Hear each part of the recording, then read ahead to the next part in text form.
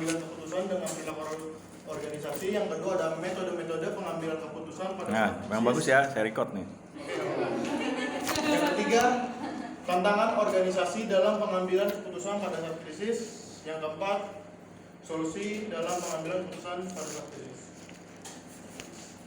Yang pertama, keterkaitan antara pengambil keputusan dengan perilaku organisasi. Di dalam perilaku organisasi, individu memiliki keterkaitan dalam pengambilan keputusan yang sedang dijalani.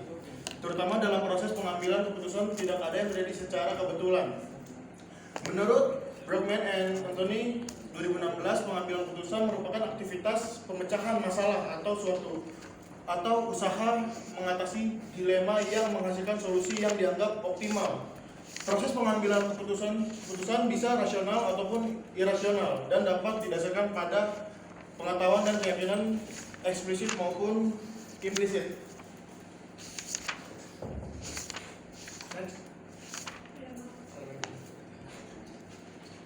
Ya, lanjut. Udah? Diuraikan juga oleh Pinoto bahwa pengambilan keputusan difokuskan tindakan untuk mencapai tujuan organisasi dan memecahkan problem organisasi yang hasilnya dipahami sebagai pedoman yang harus ditaati. Maka dari itu, pengambilan keputusan adalah tahapan untuk proses penempatan analisa individu berdasarkan acuan teori atau diambil dari pengalaman individu itu sendiri, sehingga menghasilkan keputusan atau solusi yang tepat. Keterkaitan pengambilan keputusan dengan perilaku organisasi merupakan peran individu. Mau angkat dulu. Enggak Pak, lanjut aja Pak. Siapa tahu ada proyek 5 miliar. Oh, enggak ada. Peran individu membuat rencana alternatif secara rasional dan irasional dalam perilaku organisasi. Pengambilan keputusan merupakan unsur penting dalam tanggung jawab mencapai tujuan organisasi yang diterapkan oleh pemimpin organisasi. Ya, stop dulu. Nah, tadi sudah dijelaskan mengenai keputusan. Nah, keputusan ini penting untuk diambil dalam organisasi. Dengan keputusan, berarti perusahaan bisa menentukan arah kebijakan dari suatu perusahaan dalam menjalankan bisnis. Oleh sebab itu, ketika mengambil suatu keputusan sebagai nilai ketetapan yang telah ditetapkan oleh pimpinan melalui manajer, maka perusahaan dalam mengambil keputusan tidak boleh dilakukan secara sembarangan. Arti sembarangan adalah bahwa pengambilan keputusan harus dapat dipertanggungjawabkan. Dengan apa? Dengan kebenaran yang dapat diuraikan, seperti dengan logika atau rasional. Oleh sebab itu, dalam upaya pengambilan keputusan harus tersedia informasi. Supaya nanti bisa dianalisa, dikaji, dicermati, supaya pengambilan keputusan tidak sembarangan, tapi ada dasar keputusannya dengan mempertimbangkan informasi, di mana informasi bisa menganalisa bagaimana kondisi, keadaan, situasi perusahaan dan kinerja, sehingga nanti keputusan bisa diambil dengan tepat. Apa yang perlu dilakukan, apa yang perlu diperbaiki, apa yang perlu ditingkatkan, dan apa yang perlu dirubah dalam organisasi. Nah, ini dia. Nah, selanjutnya apa? Selanjutnya, kalau kita ingin mengambil keputusan, harus mempertimbangkan SDO. Nah, SDO ini apa? Singkatan dari sumber daya organisasi. Artinya dalam pengambilan keputusan, lihat kekuatan sumber daya organisasi mendukung tidak dalam keputusan yang telah diambil. Seperti melihat faktor keuangan. Keuangan perusahaan sudah mendukung nggak? Misalnya dalam keputusan pengembangan produk. Nah, bagaimana kekuatan keuangan, finance yang dimiliki perusahaan dalam mengelola aset, dalam mengelola nilai kas, dan lain sebagainya. Lalu juga mempertimbangkan bagaimana materialnya, seperti bahan baku yang dimiliki perusahaan dalam menghasilkan suatu barang. Apakah itu sudah diperhatikan dalam pengambilan keputusan? Lalu melihat bagaimana man-nya, unsur sumber daya manusia, melihat kemampuan dari para pekerja, manajer yang dimiliki oleh perusahaan. Kira-kira kemampuan pekerjanya sudah mendukung tidak dalam kemampuan, keahlian, keterampilan, kompetensinya, pengetahuan. Nah, kalau sudah mendukung, berarti keputusan itu bisa diambil dengan baik. Nah, selanjutnya memperhatikan terhadap teknologi. Bagaimana teknologi yang digunakan perusahaan sudah mendukung tidak dalam keputusan yang diambil. nantinya keputusan itu akan berfungsi untuk diwujudkan. Nah, selain itu juga mempertimbangkan terhadap market, bagaimana ya kondisi pasar, selera konsumen, bagaimana persaingan dan lain sebagainya. Nah, ini harus diperhatikan.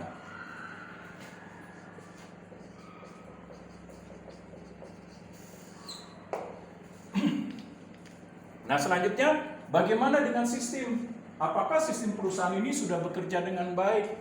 Nah, apakah seperti kebijakan, aturan, ketentuan, prosedur sudah berfungsi enggak? Sehingga keputusan yang telah diambil perusahaan nanti bisa diwujudkan. Nah, jangan sampai keputusan diambil ternyata sistem, kebijakan, prosedur tidak mendukung. Nah, berarti sistem ini keputusan itu tidak akan berfungsi dengan baik untuk dapat dilaksanakan.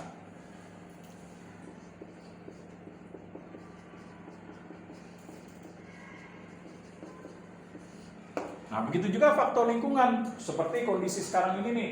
Saya ambil contoh seperti kondisi negara kita. Kenapa rakyat kok marah ketika keputusan pemerintah diambil menaikkan pajak?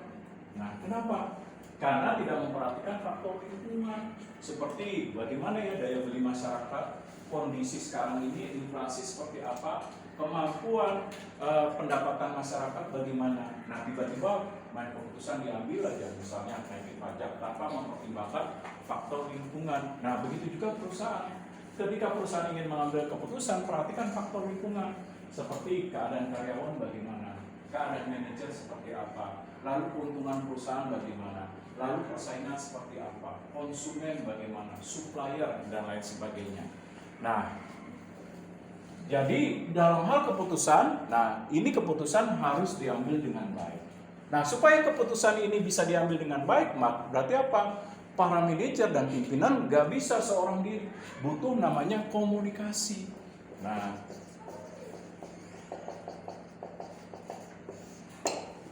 butuh komunikasi, nanti melakukan kerjasama, interaksi yang dibangun antara manajer, pimpinan dengan karyawan, supaya nanti pimpinan bisa meminta pendapat, masukan, saran, kritik dalam hal keputusan nanti akan diambil. Sebelum keputusan diambil kan biasanya kan pimpinan mengadakan rapat, melakukan perencanaan dulu. Nah, perencanaan yang dilakukan dalam pertemuan atau rapat harus bisa dikomunikasikan supaya pimpinan bisa tahu, oh ternyata ini loh keadaan kondisi perusahaan dari berbagai sudut pandang manajer maupun karyawan, sehingga bisa diambil keputusan yang lebih baik.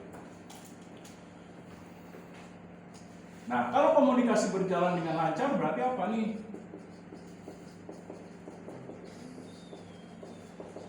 Nah, arus informasi dapat diciptakan dengan baik. Nah, sehingga ketika pimpinan membutuhkan informasi, maka informasi tersedia, yang dimana informasi telah dikelola oleh para manajer. Nah, bisa dengan nanti adanya bantuan dalam pengelolaan informasi melalui teknologi informasi.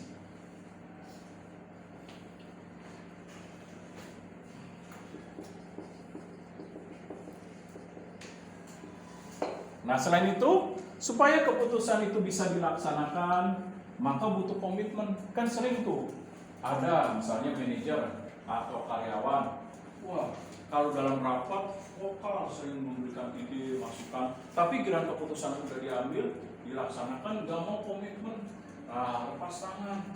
Nah, oleh sebab itu dalam pengambilan keputusan mesti didorong, diupayakan bagaimana antara pimpinan, manajer atau karyawan bersama-sama bertanggung jawab untuk melaksanakan komitmen.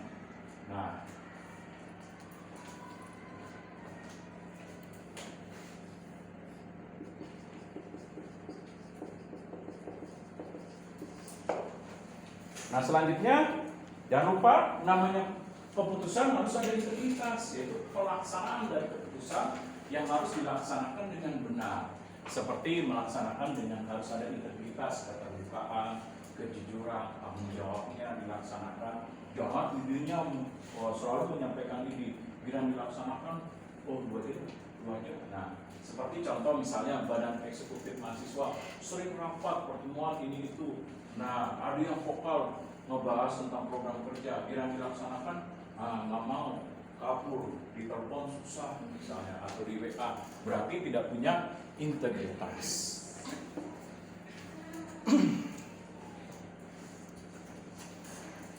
Nah, oleh sebab itu, di dalam keputusan nanti kita harus melihat bagaimana keputusan harus diambil. Berarti kita harus bisa terlebih dahulu apa? Menganalisa. Nah, menganalisa apa yang menjadi dasar keputusan itu diambil. Apakah keputusan diambil itu berdasarkan dari suatu masalah yang terjadi dalam organisasi atau untuk mengantisipasi masalah?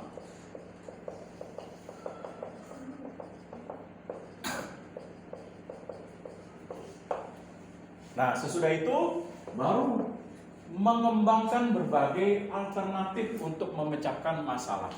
Artinya, perusahaan jangan hanya satu solusi, tapi dia harus bisa menciptakan, kalau perlu ada solusi A, B, C, D, dan E. Nah, berarti dia harus mengembangkan berbagai solusi. Nah, dari mengembangkan solusi apa? Dia harus menganalisa terlebih dahulu. Nah, dari berbagai solusi, menganalisis mana solusi yang terbaik. Dengan apa? Mempertimbangkan kalau keputusan A, risikonya apa ya? Tadi manajemen risiko. Risikonya apa ya? Nah, apa yang dihadapi tantangannya, kendalanya. Lalu kalau keputusan A diambil, kira-kira tingkat risiko dengan manfaat yang diperoleh lebih tinggi mana? Nah, begitu juga pertimbangkan keputusan B. Tingkat risiko, manfaatnya seperti apa, tingkat kendala rintangannya seperti apa. Nah, lalu bagaimana cara mengatasinya, mana yang lebih sulit. Nah, ini harus dilihat supaya bisa dianalisa sehingga akan diambil keputusan yang terbaik.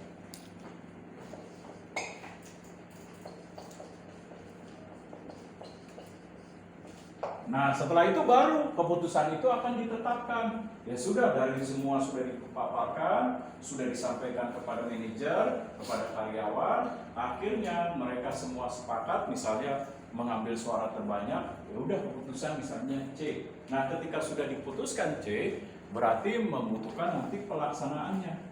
Nah, sesudah dilaksanakan, baru dievaluasi. Nah, bagaimana keputusannya? Apakah nanti banyak masalah baru yang timbul misalnya? Nah, ataukah terjadi perubahan yang besar? Nah, lalu terjadi rintangan, maka dari evaluasi itu apa langkah yang terbaik agar keputusan itu bisa memberikan hasil yang memuaskan? Nah, perbaikannya bagaimana? Nah, ini dia.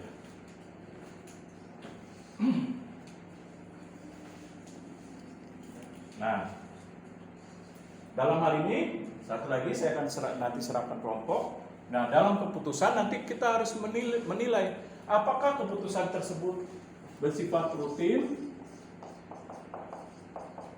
atau non rutin. Rutin itu apa? Keputusan yang terlebih dahulu kita sudah tahu apa masalahnya, apa penyebabnya. Misalnya contoh, saya sebagai mitra bisnis minta kepada misalnya pengusaha laptop. Nah, saya minta 200 unit, ternyata dari 200 unit ada 30 produk yang cacat, 30 unit. Nah, berarti kan masalah ini kan biasanya sudah diketahui. Nah, kenapa ya ada 30 produk yang dimana saya sebagai mitra atau sebagai konsumen, nah bisa komplain 30 produk. Nah, ini masalah rutin bisa ditelusuri mana kesalahannya. Apakah kesalahannya di quality control, bagian akhir dari output produk, apa bagian proses produksi tidak berfungsi. Nah, sehingga bisa diketahui. Nah, kalau masalahnya sudah diketahui, ya berarti apa nih dalam pengambilan keputusan? Nah, bisa diambil keputusan yang terbaiknya karena masalah tersebut sudah diketahui apa problem masalah, bagaimana pemecahannya, bagaimana ketentuan aturan dan sistemnya. Nah, tapi kalau masalah non rutin, bagaimana non rutin? Seperti contohnya kalau non rutin tiba-tiba perusahaan, nah bahkan bukan hanya di Indonesia, seluruh dunia mengalami permasalahan yang sama yaitu COVID-19. yang dimana pada saat itu hampir seluruh negara nggak bisa melakukan kegiatan ekspor dan impor. Bahkan perusahaan internasional pun mengalami perlambatan dari pertumbuhan kemajuan perusahaan, baik pendapatan maupun keuntungan dari penjualan. Nah, kondisi tersebut kan masalah yang non rutin, yang tidak bisa diketahui tiba-tiba terjadi, yang menimpa keseluruhan dunia, sehingga akan mengakibatkan kondisi bisnis pada saat itu menurun, melambat. Nah, ini masalah non rutin. Berarti apa non rutin? Berarti informasinya tidak tersedia secara memadai. Nah, perusahaan tidak ada mekanisme, sistem dan kebijakan atau peraturan atau pengendalian yang mengatur hal tersebut. Nah, berarti bagaimana nih dalam pengambilan keputusan? Nah, apa yang perlu dilakukan nih? Kalau masalah rutin kan kita bisa pertimbangkan, ini bisa bersifat logis atau rasional dari informasi. Berarti ini apa? Nah, lebih bersifat intuitif dia.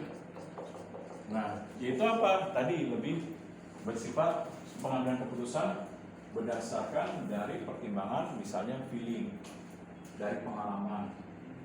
Misalnya manajer udah 20 tahun jadi manajer, berarti pengalaman dia yang lebih bekerja dalam pengambilan keputusan. Karena tidak ada tersedia data yang memadai, dia mencoba trial and error dalam pengambilan keputusan yang terbaik. Oke, lanjut. Nah, sebentar.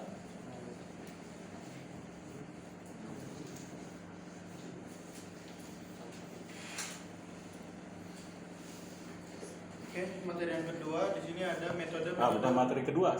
Nih, slide ketiga. Ya. Yang dikit yang Apa-apa. Ya, lanjut. Yang kedua, ada metode-metode pengambilan keputusan pada saat krisis. Suatu organisasi mempunyai metode-metode terencana dalam menghadapi keadaan krisis, yaitu yang pertama, memahami karakter lingkungan organisasi dengan cara mengumpulkan informasi terkait perubahan lingkungan dari waktu ke waktu sehingga bisa membuat rencana yang efektif untuk dijalankan. Yang kedua, menyusun rencana. Di saat sudah mendapatkan informasi yang relevan, langkah kedepannya organisasi perlu membuat rencana apa untuk dijalankan yang sesuai dengan permasalahan tersebut. Yang ketiga, memperkuat kerjasama tim. Di saat terjadinya krisis, tim satu dengan yang lainnya memiliki waktu untuk berkolaborasi dalam mengambil keputusan yang tepat. Oke, artinya apa?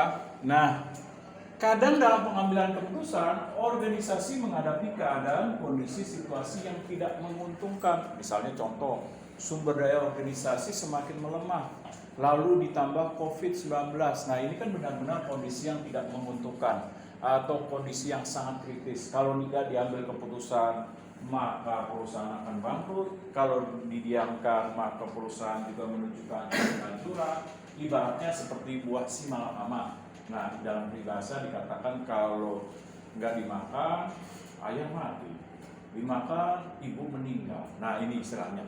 Dalam kondisi yang sangat tidak menguntungkan. Tapi ketika kondisi yang sangat tidak menguntungkan ini, perusahaan harus mengambil keputusan untuk apa? Menyelamatkan atau paling tidak meminimalkan risiko-risiko yang terjadi. Nah, oleh sebab itu harus dilakukan pengambilan keputusan. Bagaimana nih metodenya? Metode ini apa? Teknik, cara, upaya dalam menghadapi krisis. Pertama, pahami lingkungan, pelajari analisis apa yang menyebabkan dari internal dan eksternal. Lalu susun rencana. Nah, rencana seperti kalau situasi yang dialami kondisi ini, rencana solusinya apa? Nah, solusi A, solusi B, solusi C, D, dan lain sebagainya. Lalu apa lagi? Nah, bangun kerjasama, komunikasi, dan koordinasi supaya dilibatkan seluruh karyawan dan manajer untuk bersama-sama terlibat dalam pengambilan keputusan pada situasi yang tidak menguntungkan. Nah, ini dia. Oke, lanjut.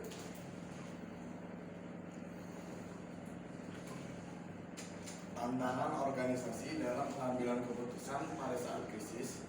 Salah satu tantangan organisasi di masa depan untuk pengambilan keputusan adalah menciptakan keunggulan kompetitif dan menjaga kelangsungan bisnis. Peningkatan produktivitas tenaga kerja sangatlah penting. Salah satu cara untuk meningkatkan produktivitas kerja adalah dengan mengubah perilaku berpikir, perilaku pemecahan masalah, perilaku kerja, perilaku interaksi dengan orang lain, serta perilaku interaksi dengan kelompok dan perilaku organisasi. Kunci keberhasilan suatu organisasi terletak pada kolaborasi kelompok atau teamwork yang berkeseimbangan dengan dorongan untuk sukses dan kinerja yang tinggi, sehingga memungkinkan organisasi mencapai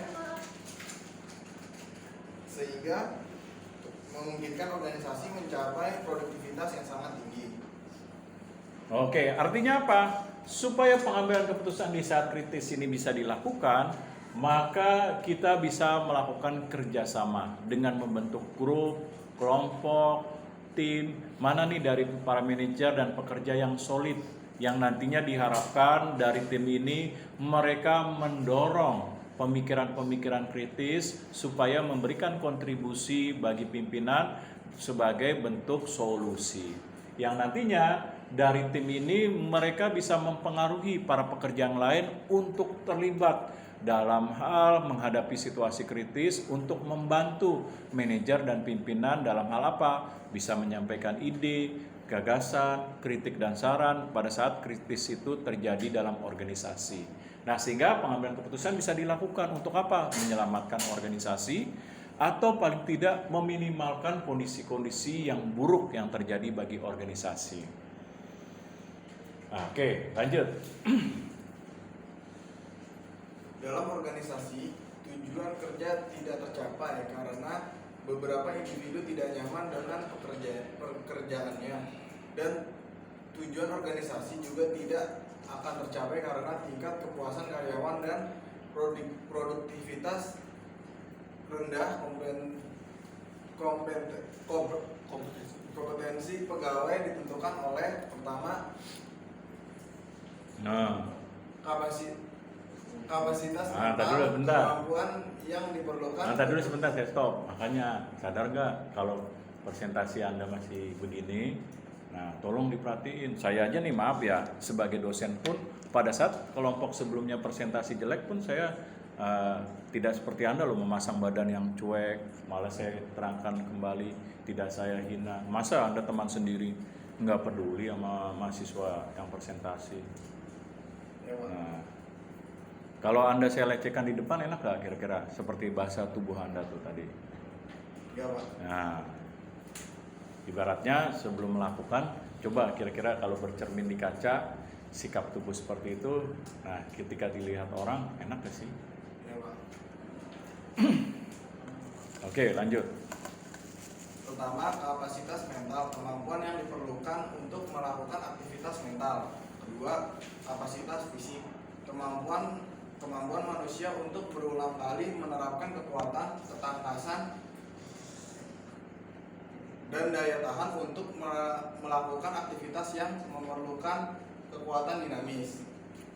Ketiga, kepribadian, sikap seseorang ketika berhubungan dengan orang lain. Ada beberapa konflik pada penentuan keputusan untuk perilaku organisasi, seperti pertama, adanya perbedaan pendapat. Kedua, kurangnya komunikasi. Ketiga, tidak adanya rasa saling percaya. Keempat, mengurangnya kinerja individu. Kelima, tidak melihat suatu masalah secara objektif. Nah, artinya apa? Kalau pada saat kritis itu mengambil keputusan, maka persiapkanlah mental dari para pekerja dan manajer dengan baik, supaya mereka bertanggung jawab, berkomitmen, memiliki integritas dalam situasi kritis untuk mendukung dalam pengambilan keputusan. Nah, oleh sebab itu dibutuhkan apa? Dibutuhkan untuk adanya perilaku organisasi. Nah, perilaku organisasi ini merupakan sebuah konsep ilmu pengetahuan yang bisa diterapkan untuk membentuk perilaku yang efektif dalam pengambilan keputusan di saat kritis. Seperti bagaimana nanti dengan adanya perilaku organisasi mampu meningkatkan sikap yang produktif, sikap yang rajin, bersemangat dalam kerja, memiliki motivasi, lalu sikap yang memiliki integritas, tanggung jawab. Nah, ini perlu untuk dibangun. Nah, bagaimana membangunnya? Dalam kapasitas mental, fisik, lalu kepribadian dengan baik dan lain sebagainya, seperti kepercayaan diri. Nah, apa yang perlu dilakukan dalam konsep perilaku organisasi? Nah, antara lain, pertama bisa tingkatkan kepuasan kerja. Perhatikan atau tingkatkan motivasi kerja. Nah, perbaiki atau tingkatkan lingkungan kerja. Nah, lakukan perubahan dan peningkatan pada struktur organisasi. Lakukan perbaikan dan peningkatan terhadap iklim organisasi maupun budaya.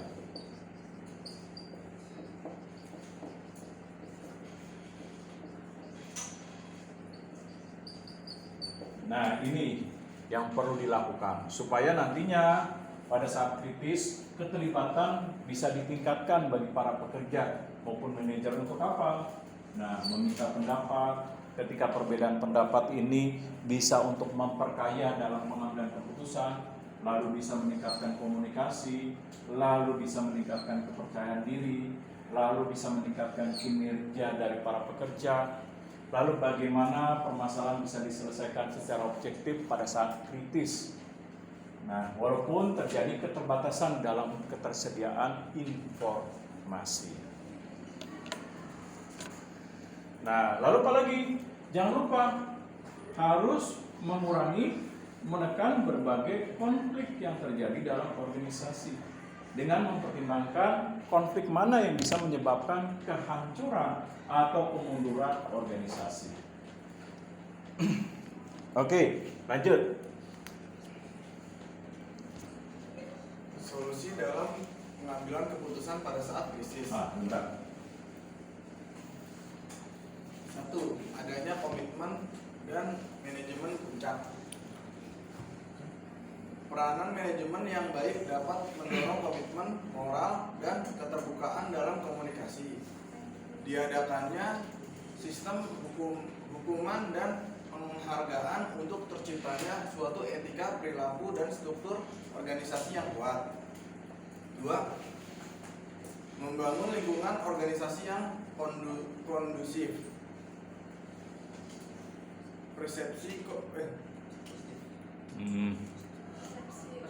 Persepsi positif terhadap lingkungan kerja sangat penting untuk membangun perilaku etis dan budaya organisasi yang kuat.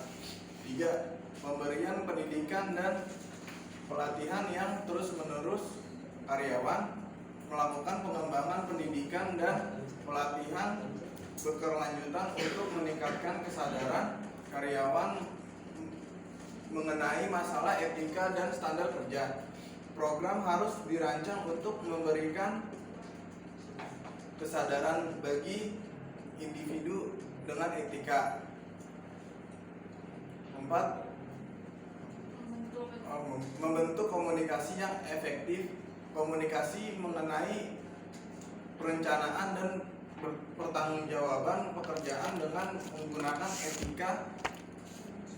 Masing-masing individu perlu memberikan informasi baik dari posisi tertinggi sampai terendah. Oke, tunggu sebentar ya. Nah, dalam hal kondisi kritis berarti apa nih? Nah, ini dia yang harus kita persiapkan. Seperti tadi yang saya sudah singgung, di dalam perilaku organisasi nantinya tujuannya apa? Untuk membangun kerjasama yang baik antara pimpinan dengan manajer, dengan karyawan, agar mereka bersama-sama mau untuk terlibat secara penuh sesuai dengan kapasitas, tugas, dan tanggung jawab dalam pelaksanaan keputusan di saat kritis. Nah, yang kedua apa?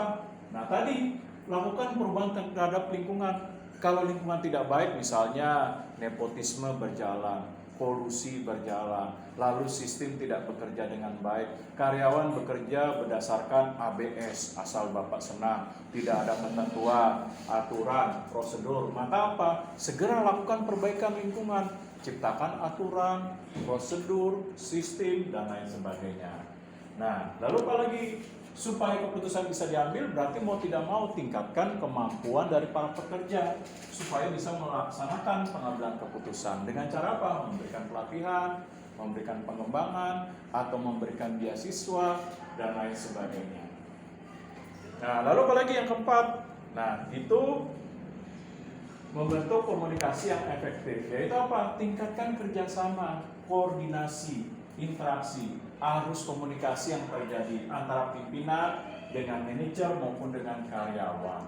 Nah, selain itu apa? Ciptakan hubungan yang baik antara rekan kerja, baik dengan manajer maupun dengan pimpinan. Nah, sehingga apa? Sehingga nanti diharapkan bahwa walaupun dengan karyawan ataupun dengan manajer, nah mereka tidak sungkan untuk memberikan masukan, saran, dan kritik yang membangun bagi keputusan dalam pengambilan di saat kritis. Nah, seringkali kan kalau misalnya pimpinannya itu tidak menjalin hubungan dengan baik, konflik terjadi ketika rapat. Nah, biasanya manajer atau karyawan kan takut untuk menyampaikan saran, pendapat, masukan. Nah, temannya disuruh, lu aja yang ngomong. Nah, kalau enggak, teman yang lain disuruh, lu aja yang ngomong. Oh, enggak, pimpinan galak, salah dikit dimaki-maki. Nah, baru diminta pendapat dikit, belum ngomong udah selesai dibilang bego, dibilang tolol, dibilang idiot. Nah, enggak dah, udah dah. Yang penting biarin aja dia ngomong. Ntar kalau udah selesai setuju, kita bilang aja semua rame-rame setuju. Nah, ini aja. Ya, lanjut. Oh, sudah.